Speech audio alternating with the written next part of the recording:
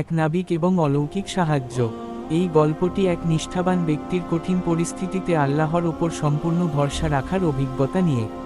এক সময়ে এক সাধু প্রকৃতির নাবিক ছিলেন, যিনি সমুদ্রপথে ব্যবসা করতেন এবং সর্বদা আল্লাহর প্রতি কৃতজ্ঞ থাকতেন। তিনি বিশ্বাস করতেন, তার রিজিক আহার আল্লাহর হাতেই আছে।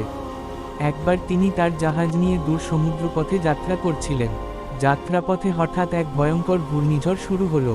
ঝড়ের তীব্রতা এত বেশি ছিল যে তার জাহাজটি ভেঙে চুরমার হয়ে গেল এবং তিনি একটি কাঠের টুকরা ধরে ভেসে বেড়াতে লাগলেন।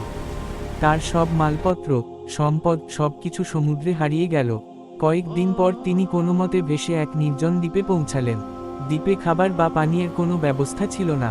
তিনি হতাশ না হয়ে আল্লাহর কাছে দুআ করলেন এবং একটি ছোট ঝুপড়ি তৈরি করলেন, যাতে অন্তত রোদ ও বৃষ্টি থেকে বাঁচা যায়। কিছুদিন পর খাবার খুঁজতে গিয়ে তিনি খালি হাতে ফিরলেন। গভীর হতাশায় তিনি মনে মনে ভাবলেন, আল্লাহ আমাকে ভুলে গেলেন কেন?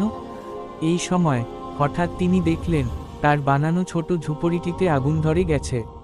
তিনি চিৎকার করে উঠলেন, হায় আল্লাহ, আমার শেষ সম্বলটুকুও চলে গেল। এইবার আমি কি নিয়ে বাঁচব? এখানে বাঁচার আর কোনো আশা রইল না।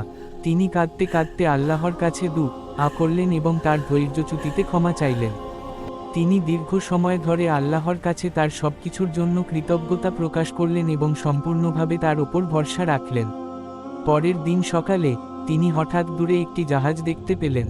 জাহাজটি তার দ্বীপের দিকে আসছে।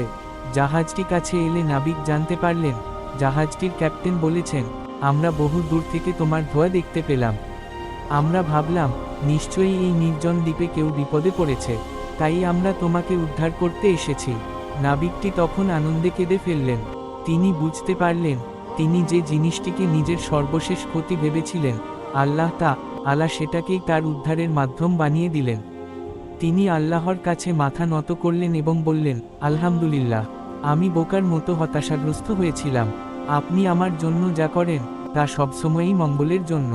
গল্পের শিক্ষা, বিপদে বা আপাতদৃষ্টিতে ক্ষতির সময়ও আল্লাহর ওপর ভরসা রাখা উচিত।